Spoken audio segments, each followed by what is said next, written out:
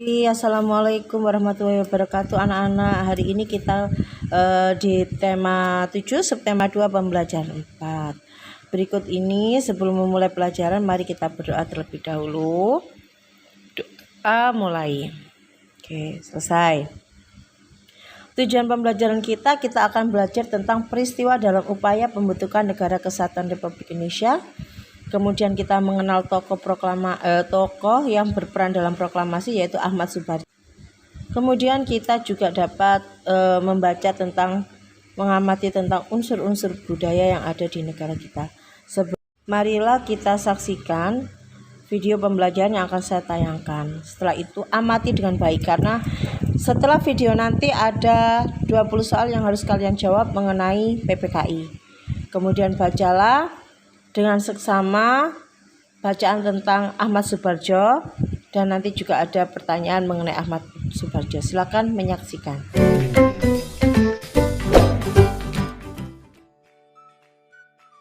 Halo sahabat cerdas, Assalamualaikum warahmatullahi wabarakatuh. Pada kesempatan kali ini kita akan belajar pada tema 7, peristiwa dalam kehidupan, subtema 2, peristiwa kebangsaan seputar proklamasi kemerdekaan, dan kita sampai pada pembelajaran keempat. Sahabat cerdas, sebelum kita mulai pembelajaran kita, jangan lupa untuk berdoa terlebih dahulu.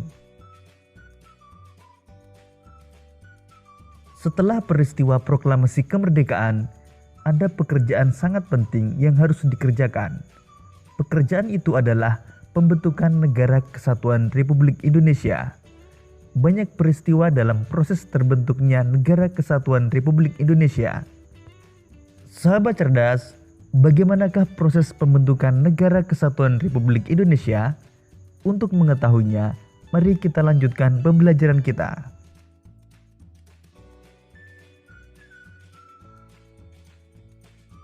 Sebagai negara yang baru lahir, Indonesia belum memiliki undang-undang dasar yang berfungsi untuk mengatur segala aspek kehidupan berbangsa dan bernegara.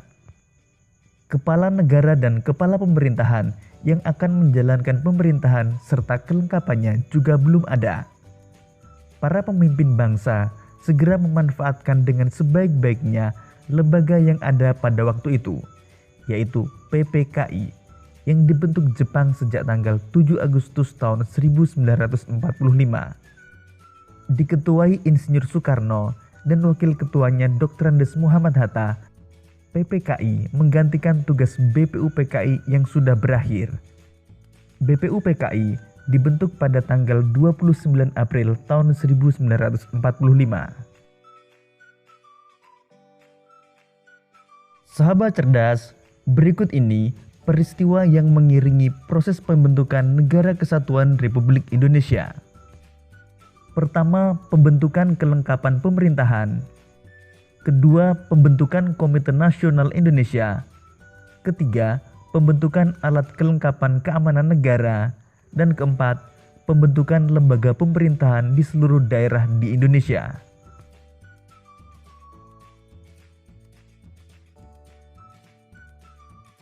Pembentukan kelengkapan pemerintahan.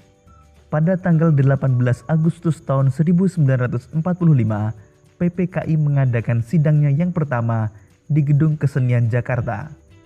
Sidang dipimpin oleh Insinyur Soekarno dan Dr. Andes Muhammad Hatta sebagai wakilnya. Anggota sidang PPKI sebanyak 27 orang. Melalui pembahasan secara musyawarah, sidang mengambil keputusan penting antara lain sebagai berikut. Mengesahkan Undang-Undang Dasar tahun 1945 sebagai Konstitusi Republik Indonesia. Memilih Presiden dan Wakil Presiden, Insinyur Soekarno sebagai Presiden Republik Indonesia dan Dr. Andes Muhammad Hatta sebagai Wakil Presiden Republik Indonesia. Tugas Presiden untuk sementara waktu dibantu oleh Komite Nasional. Pada sidang PPKI hari kedua, tanggal 19 Agustus tahun 1945, menghasilkan keputusan sebagai berikut. Menetapkan 12 kementerian yang membantu tugas Presiden dalam pemerintah. Membagi wilayah Republik Indonesia menjadi 8 provinsi, yaitu Provinsi Sumatera, Provinsi Jawa Barat, Provinsi Jawa Tengah, Provinsi Jawa Timur, Provinsi Sunda Kecil, Provinsi Maluku, Provinsi Sulawesi, dan Provinsi Kalimantan. Pembentukan Komite Nasional Indonesia (PPKI) kembali mengadakan sidang pada tanggal 22 Agustus tahun 1945 yang memiliki agenda pokok tentang rencana pembentukan Komite Nasional dan Badan Keamanan Rakyat. Komite Nasional dibentuk di seluruh Indonesia dan berpusat di Jakarta. Tujuannya sebagai penjelmaan tujuan dan cita-cita bangsa Indonesia untuk menyelenggarakan kemerdekaan Indonesia yang berdasarkan kedaulatan rakyat. Pembentukan alat kelengkapan keamanan negara. Dalam rapat pleno PPKI pada tanggal 22 Agustus tahun 1945, diputuskan pembentukan Badan Keamanan Rakyat atau BKR. BKR ditetapkan sebagai bagian dari Badan Penolong Keluarga Korban Perang atau BPKKP yang merupakan induk organisasi dengan tujuan untuk memelihara keselamatan masyarakat serta merawat para korban perang. Perkembangan situasi negara makin membahayakan. Pimpinan negara menyadari bahwa sulit untuk mempertahankan negara dan kemerdekaan tanpa angkatan perang. Dalam kondisi seperti ini, pemerintah memanggil pensiunan Mayor KNIL Urip Sumoharjo dari Yogyakarta ke Jakarta dan diberi tugas membentuk tentara kebangsaan.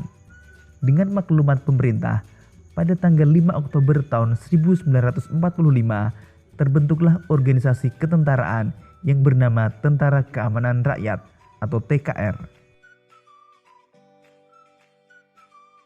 Pembentukan lembaga pemerintahan di seluruh daerah di Indonesia.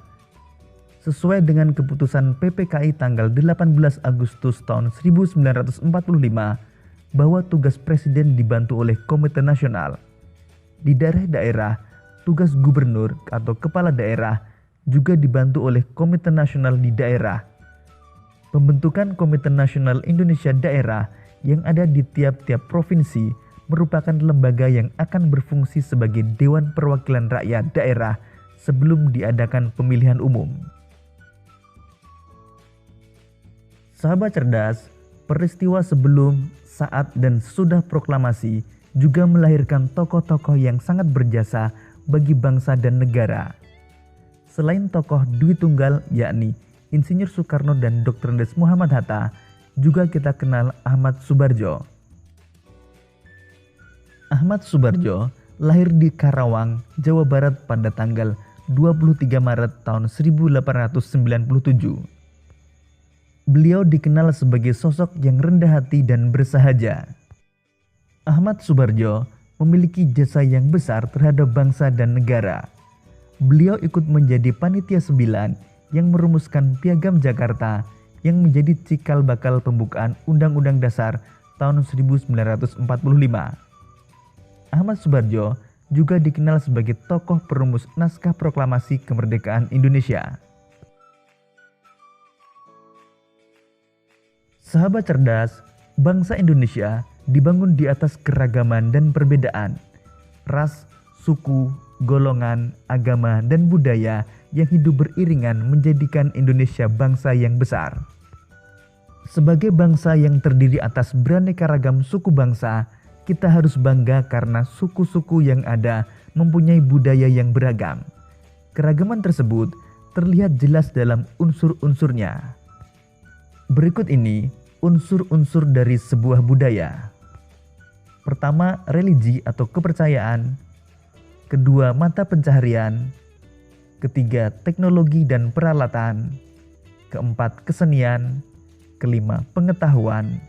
Keenam, sistem kemasyarakatan. Dan ketujuh, bahasa. Unsur budaya yang pertama adalah religi atau kepercayaan. Di Indonesia diakui ada 6 agama resmi, yaitu Hindu, Buddha, Islam, Katolik, Kristen, dan Konghucu. Semuanya dapat mengembangkan sikap toleransi dan kerukunan.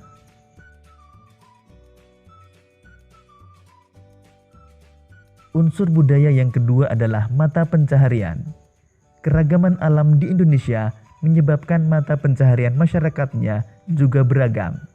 Sebagian penduduk Indonesia menjadi petani karena memang tanahnya subur. Sementara itu, orang-orang yang tinggal di tepi sungai atau pantai mengandalkan perikanan sebagai mata pencahariannya.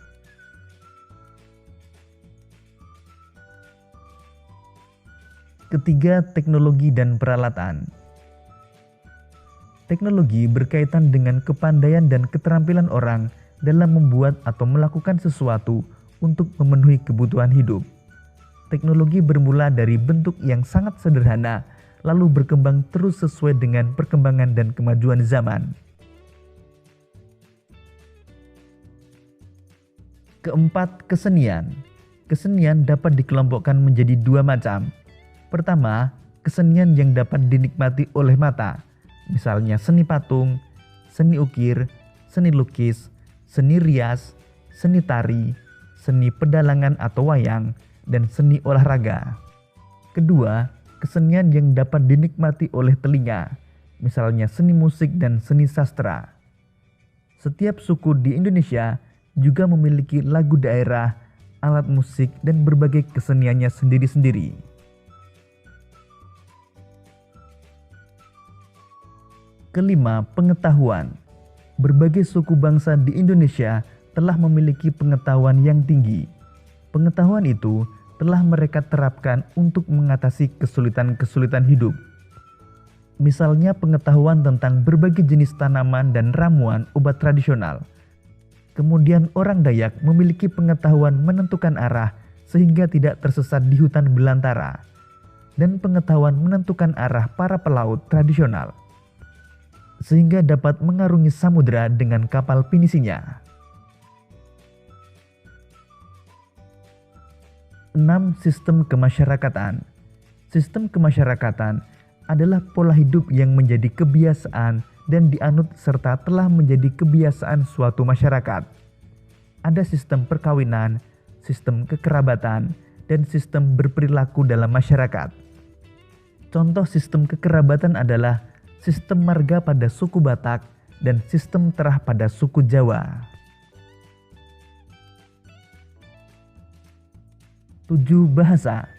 Setiap suku bangsa mempunyai alat komunikasi sendiri-sendiri yang terkadang hanya dimengerti dan dipakai oleh suku itu sendiri.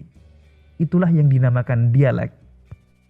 Namun kita sebagai bangsa Indonesia dapat berkomunikasi dengan seluruh suku di Indonesia dengan menggunakan bahasa nasional atau bahasa persatuan, yaitu bahasa Indonesia. Sahabat cerdas, salah satu unsur budaya adalah kesenian. Tari adalah salah satu dari berbagai bentuk kesenian. Tari merupakan karya seni dengan gerak tubuh sebagai media utama. Berikut ini beberapa contoh tari dan asal daerahnya. Pertama, tari kipas dari Sulawesi Selatan, tari topeng kuncaran dari Jawa Barat, tari gong dari Kalimantan Timur, dan tari remong dari Jawa Timur.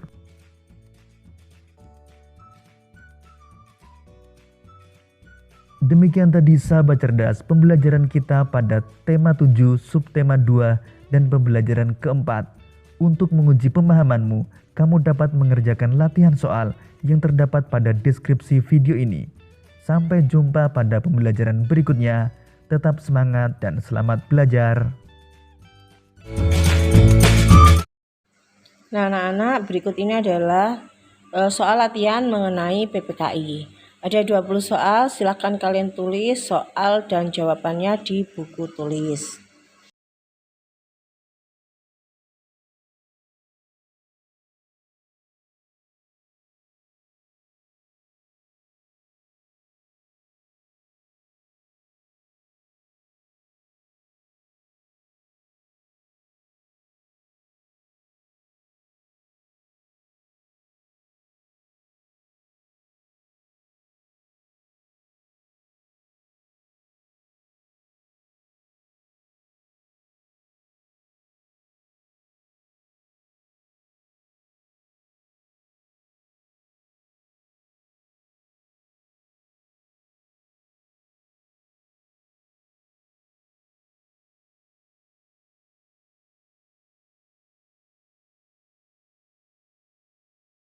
Berikut ini ada bacaan mengenai Ahmad Subarjo. Jika yang saya tanyakan ini kurang jelas, maka bukalah buku siswa kalian halaman 116. Baca dengan baik. Bacaan Ahmad Subarjo ini pun ada di buku LKS untuk menambah pengetahuan kalian. Setelah itu akan ada 5 soal mengenai tokoh Ahmad Subarjo ini. Jika tidak menemukan jawabannya, kalian bisa menemukan di buku LKS atau buku teks, atau kalian bisa googling di internet ya.